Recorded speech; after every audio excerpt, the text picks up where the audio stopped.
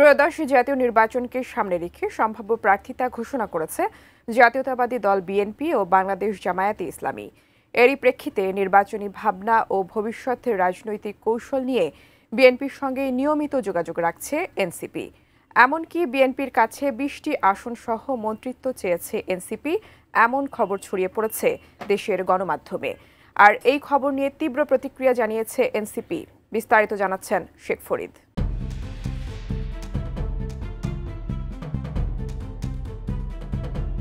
আগামী বছরের ফেব্রুয়ারিতে অনুষ্ঠিত হতে যাচ্ছে ত্রয়োদশ জাতীয় সংসদ নির্বাচন। এই নির্বাচনকে সামনে রেখে ভবিষ্যৎ রাজনৈতিক কৌশল নিয়ে বিএনপির সঙ্গে ঘনিষ্ঠ যোগাযোগ বজায় রাখছে জাতীয় নাগরিক পার্টি বা এনসিপি। গণমাধ্যমে প্রকাশ পায় বিএনপির সঙ্গে অন্তত ২০টি আসনে সমঝোতা করতে চায় এনসিপি। এমনকি বিএনপি ক্ষমতায় গেলে মন্ত্রিসভায় অংশগ্রহণের দাবিও জানিয়েছে দলটি।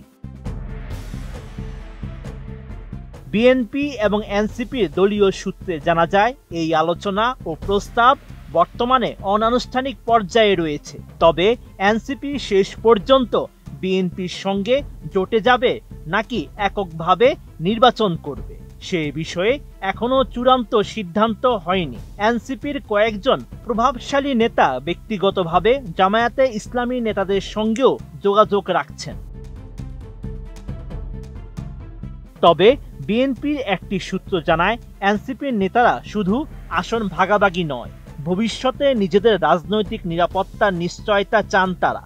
বিএনপি ক্ষমতায় গেলে ৩ জন এনসিপি নেতাকে মন্ত্রিসভায় অন্তর্ভুক্ত করার দাবি জানিয়েছে তারা। তবে এই বিষয়ে বিএনপি এখনো সুস্পষ্ট প্রতিশ্রুতি দেয়নি।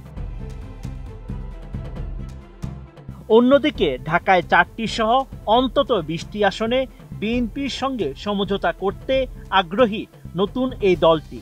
বিএনপি চায় এনসিপি যেন জামায়াতে ইসলামী বা তাদের নেতৃত্বাধীন কোনো রাজনৈতিক জোটের সঙ্গে নির্বাচনী সমঝোতায় না যায়। এদিকে জামায়াত এনসিপিকে বেশি সুবিধা দেওয়ার প্রস্তাব দিয়েছিল। তবে অনেক নেতা চাইছেন ডানপন্থী ভাবমূর্তি থেকে দূরে রেখে মধ্যপন্থী অবস্থান বজায় রাখুক এনসিপি। দলটিকে নিয়ে এমন খবর প্রথম আলো সহ দেশের বেশ কয়েকটি গণমাধ্যমে ছড়িয়ে পড়ে, যা নিয়ে তীব্র প্রতিক্রিয়া জানিয়েছে এনসিপি। ৫ নভেম্বর ফেসবুকে এনসিপির মুখ্য সমন্বয়ক নাসির উদ্দিন পাটোয়ারির বরাত দিয়ে হাসনাত আবদুল্লাহ লিখেন, প্রথম আলোর মতি ভাইকে বলবো, হয় আপনি সাংবাদিকতা করেন, না হয় রাজনীতি করেন। প্রয়োজনে এনসিপি থেকে আমরা আপনাকে মনোনয়ন দেব, তাও অপসাংবাদিকতা বন্ধ করেন। 20টি আসন ও 3 জন মন্ত্রীর প্রস্তাব সম্পূর্ণ ভুয়া ও মিথ্যা। প্রথম আলো ও ডেইলি স্টারকে ভয় পাবার দিন আর নেই। Sheikh Farid, ATN news.